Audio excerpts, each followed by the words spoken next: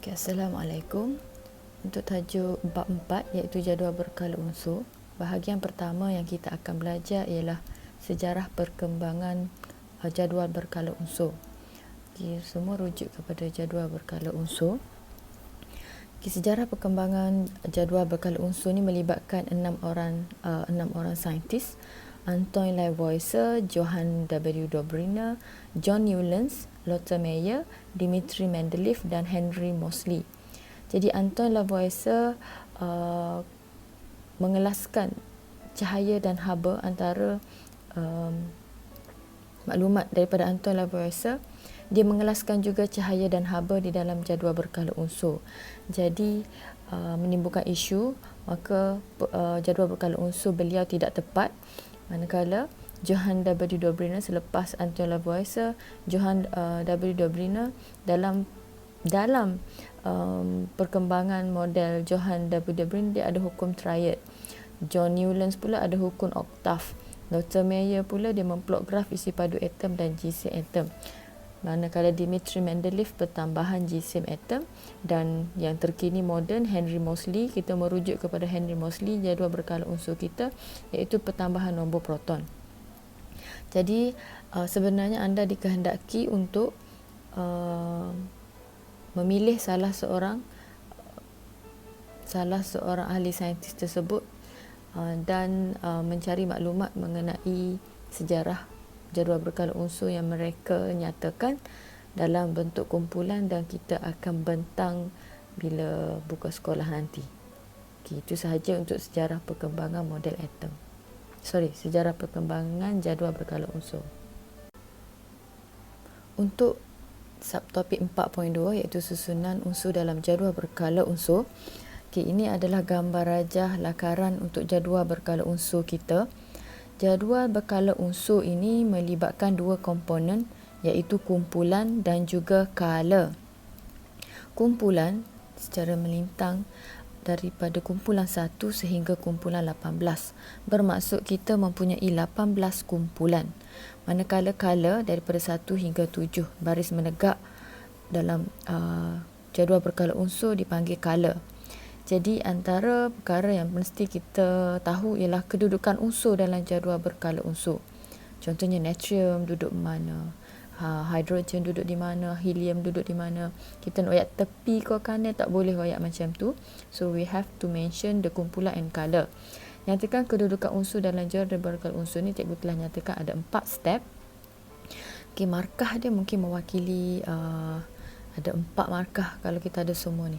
Kalau menyatakan kedudukan sahaja tanpa menghuraikan, hanya 1 markah sahaja. Tapi kalau dia minta terangkan, biasanya 3 markah. Jadi 1, 2 kumpulan dan kala, 1 markah. Pertama sekali, mengenal pasti nombor proton, kerana nombor proton adalah sama dengan bilangan proton. Seterusnya dia akan sama dengan bilangan elektron bagi suatu atom. Apabila diketahui bilangan elektron, maka kita boleh menulis susunan elektron. Susunan elektron sangat penting kerana dalam susunan elektron kita ada elektron valence dan menunjukkan bilangan petala yang terlibat.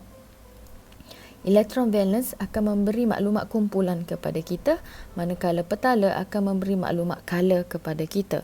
Contoh di sini ialah natrium. Unsur natrium nombor nukleon 23 dan nombor proton 11, manakala unsur yang tidak diketahui iaitu X mempunyai nombor nukleon 35 dan nombor proton 17. So, soalan suruh menyatakan kedudukan unsur natrium dan X dalam jadual berkala unsur. So kita balik kepada step di atas, kenal pasti nombor proton. So antara nombor 23 dan 11 adalah nombor proton. Jadi 11 adalah nombor proton. Okay, so proton adalah bilangan proton sama dengan bilangan elektron. Maka susunan elektron, kita conteng dulu. Susunan elektron bagi natrium ialah 281.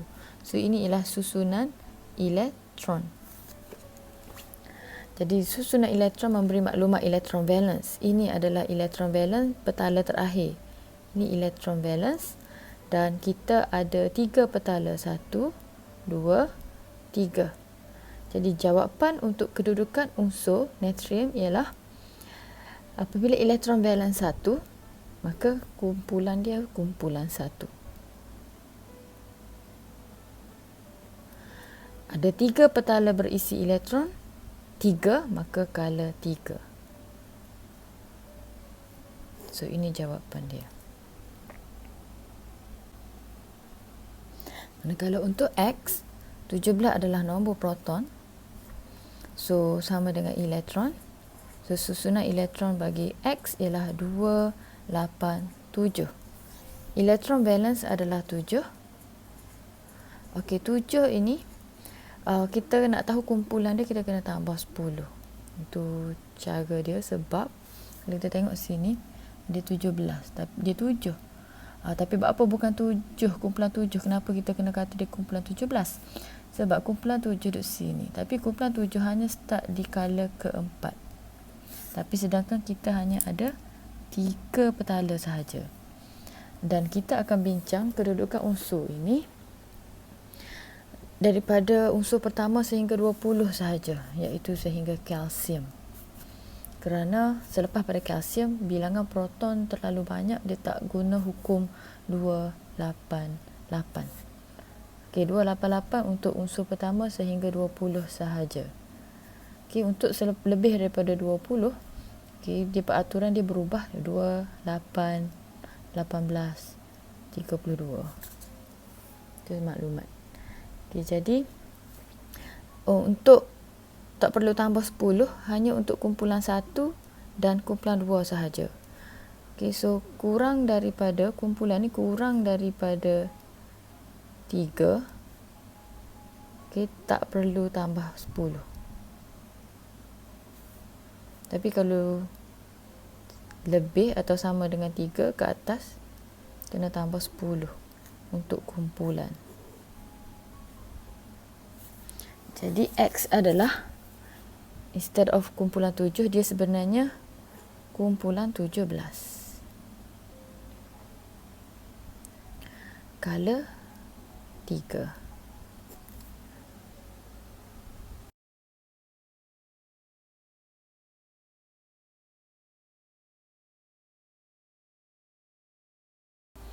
Okey, seterusnya ialah soalan yang bukan 1 markah. Soalan ni 3 markah.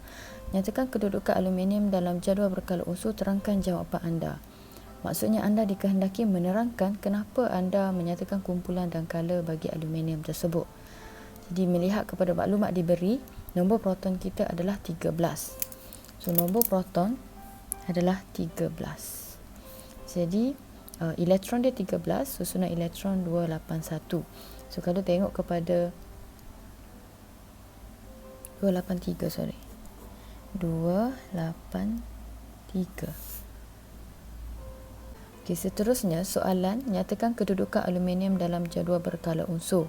Terangkan jawapan anda. 3 markah. Jadi anda dikehendaki menerangkan kenapa anda menyatakan kumpulan dan kala kepada aluminium. Jadi cikgu bulatkan 13.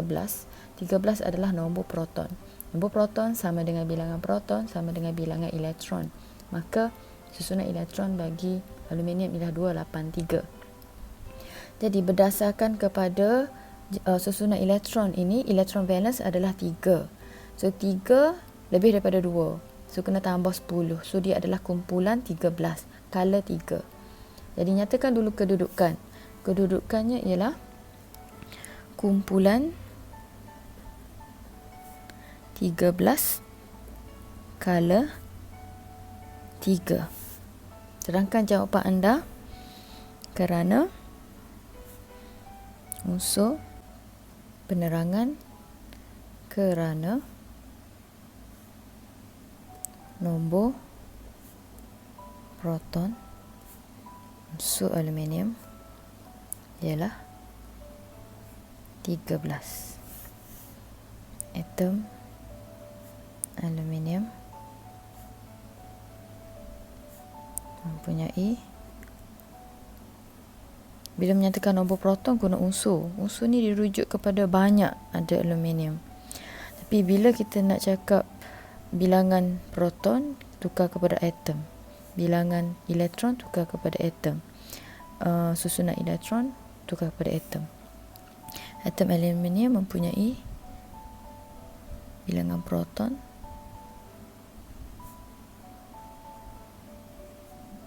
13 dan bilangan elektron ialah 13. Maka susunan elektron atom aluminium ialah 283. Atom aluminium mempunyai 3 elektron valence.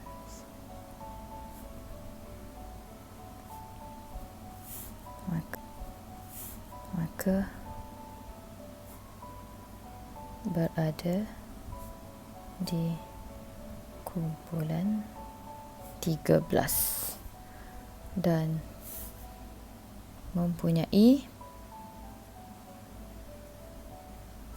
3 petala berisi elektron.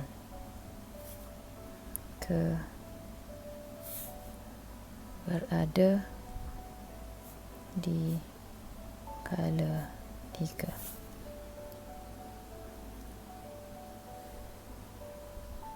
Okey. Kedudukan aluminium ialah kumpulan 13 skala 3.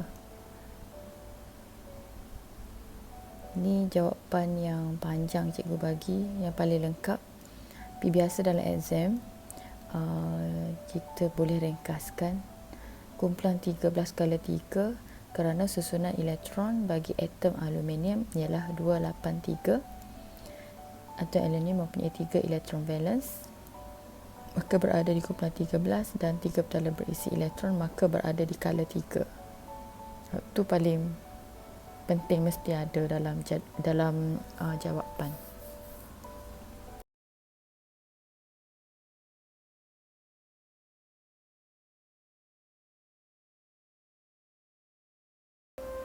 Okay, seterusnya kita akan bincang unsur dalam kumpulan 18.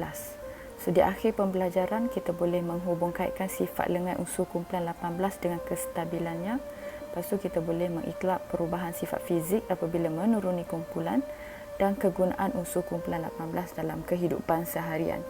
Jadi kalau tengok kepada jadual berkala unsur, kumpulan 18 terdiri daripada unsur helium, neon, argon, krypton, xenon, radon dan juga organesen.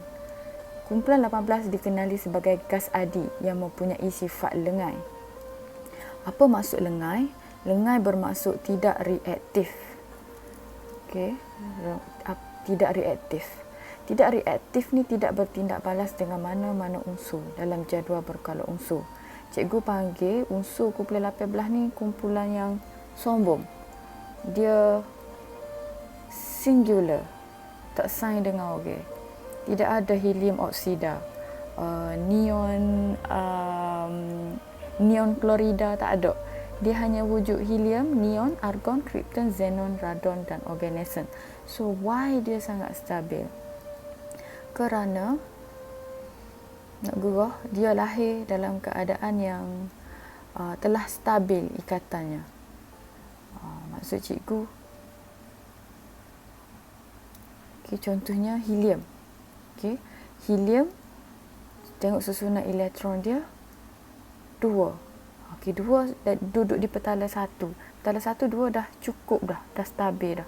Kalau neon 10, susunan elektron dia 28. So 8 telah mencapai susunan elektron oktet yang stabil.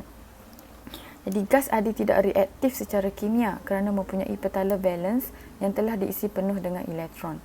Gas adi telah mencapai susunan elektron duplet. Duplet tu hanya untuk helium sahaja atau oktet yang stabil, menyebabkan atom gas adi tidak menderma, tidak menerima atau berkongsi elektron dengan atom unsur lain. Kita ada banyak unsur dalam jadual berkala unsur. Jadi kebanyakan unsur-unsur yang lain daripada kumpulan 1 sehingga kumpulan 17, dia tidak mempunyai elektron valence yang cukup. Jadi untuk stabil, dia akan menderma. Bila menderma akan ada menerima. Contohnya macam natrium. Natrium 281. Jadi satu elektron valence dia lebih selesa untuk dia menderma. Jadi akan ada unsur yang boleh menerima elektron dia. Contohnya klorin. Klorin 287. Jadi klorin lebih selesa untuk menerima instead of buang 7, lebih mudah. Atau berkongsi elektron. Contohnya molekul klorin, Cl2.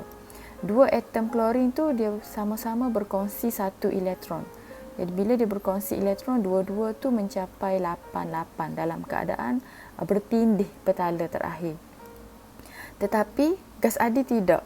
Sebab dia stabil dah. Sebab tu dia panggil gas monoatom. Cikgu bagi perbandingan 3 unsur ni. Atom natrium, susunan elektron 281. Atom klorin 287. Neon 28. Jadi natrium, elektron valence dia bukan 8. So bila bukan 8 dia tidak stabil. Yang ini juga tidak stabil. Tetapi neon, elektron valence dia 8. Jadi neon telah stabil. Apabila neon telah stabil, dia tidak akan menerima daripada natrium, dia tidak akan memberi kepada klorin ataupun berkongsi sesama neon untuk mencapai susunan elektron oktet yang stabil. Sebab anugerah Allah bagi kepada neon lahir setelah mencapai kestabilan. Tapi natrium, dia perlu buat sesuatu untuk mencapai kestabilan. Sama ada dia nak terima 7 ataupun nak lepaskan 1. Kalau klorin sanggup lepaskan 7, natrium boleh terima 7, maka natrium akan jadi 288. Tetapi tidak semudah tu nak buang 7. Buang 1 lebih mudah daripada buang 7. Jadi natrium akan melepaskan 1 elektron, manakala klorin lebih mudah dia menerima 1 elektron. So jadi bila dia buang 1, ni menerima 1. So ini kita istilahkan sebagai lepaskan elektron. Yang ini terima. Jadi natrium akan jadi 28 membentuk ion Na+, dan klorin akan jadi klorida iaitu 288. Tapi neon tak ada, kekal sebagai atom. Yang ini ion. Yang ini ion. Okey. Seterusnya, apabila menuruni kumpulan 18, saiz jejari atom unsur semakin bertambah disebabkan oleh pertambahan elektron. Apabila petala bertambah, maka saiz dia semakin besar. Apabila saiz semakin besar, semakin banyak tenaga diperlukan untuk mengatasi daya tersebut. Jadi takat lebu dan takat didih akan makin besar. Pertambahan takat lebu dan takat didih apabila menuruni kumpulan itu dikira sifat fizik. Pertambahan saiz atom akan meningkatkan daya tarikan antara atom. So bila saiz makin besar, sebab color makin banyak, so daya tarikan antara atom makin kuat. Apabila daya tarikan makin kuat, maka lebih banyak tenaga diperlukan untuk mengatasi daya tersebut. Okey, seterusnya, yang ini anda semua kena hafal kegunaan unsur kumpulan 18 dalam kehidupan harian. Jadi helium diisikan dalam belon kaji cuaca, digunakan ke dalam tangki oksigen penyelam. Tangki oksigen tu bukan 100% oksigen. Sebab kalau kita manusia, kalaulah kandungan oksigen terlalu tinggi, kita akan mati. Sebab tu kandungan oksigen dalam atmosfera hanya 16% sahaja. Sebab kepekatan oksigen yang tinggi boleh membawa maut. Maka di dalam tangki tu dia akan campur dengan helium. Adalah kenapa nanti awak akan belajar. So belon kaji cuaca, so belon tu akan naik sebab helium ringan. Helium sangat ringan, sebab itu dia terbang lah. Sama juga dengan belon yang kita beli dekat pasar untuk birthday apa semua tu, dia letak helium. Ada juga orang jual guna hidrogen. Hidrogen bahaya sebab hidrogen dia tidak stabil. Kena dengan api lilin daripada kek tu dia boleh meletup. Sebab campuran hidrogen dan oksigen apabila dikenakan haba dia akan meletup. Seterusnya neon digunakan dalam lampu papan iklan. Neon dia mengeluarkan warna bila dia bercahaya. Argon diisikan dalam mentol elektrik, membekalkan atmosfera lengai dalam kerja mengimpal pada suhu yang tinggi. So bagusnya argon sebab dia lengai, dia tidak reaktif, untuk mentol lampu dia gini.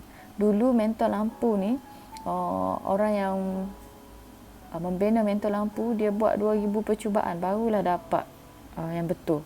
Berapa 2000 percubaan, bila dia on je cahaya elektrik, lepas tu dia meletup. Sebab filament dalam mentol lampu dia sangat halus. So bila haba, cahaya mengeluarkan haba, tindak balas berlaku, so dia akan terbakar. Tapi bila dia masukkan argon, disebabkan argon lengai walaupun panas, so dia tidak bertindak balas, tidak ada tindak balas kimia. Sebab itu argon lebih sesuai. Kenapa tak masuk helium dengan neon? Sebab neon tu ada warna. Satu lagi helium, dia ringan, dia lagi terbang mentol kita. Krypton digunakan dalam lampu flash kamera, digunakan dalam laser untuk rawatan retina mata. So dalam flash kamera ada krypton. Xenon digunakan dalam lampu rumah api, digunakan dalam ubat bius, dan radon digunakan untuk merawat kanser. Sebenarnya radon dia ada sedikit radioaktif. Okay, so cikgu harap anda semua boleh hafal ni. Nanti kita akan tanya buka sekolah nanti. Jadi untuk ujikan diri 4.3, jadikan ini sebagai latihan. Tengok soalan nombor 3. Jelaskan mengapa neon tidak bertindak balas dengan unsur lain. Jadi untuk jelaskan ni, sebab neon, kita nyatakan bilangan proton neon. Bilangan proton neon ialah 10. Susunan elektron neon ialah 28. Jadi neon telah mencapai susunan elektron oktet yang stabil. Maka neon tidak menderma, menerima atau berkongsi dengan unsur lain. Okay, so bandingkan takat didih helium dan argon tu, takat didih helium lebih rendah daripada argon. Kenapa? Helium susunan elektron dia 2, argon 288. Jadi saiz atom argon lebih besar daripada saiz atom helium. So daya tarikan antara elektron, daya tarikan dalam atom argon lebih kuat berbanding atom helium. Lebih banyak tenaga diperlukan untuk mengatasi daya dalam argon berbanding helium.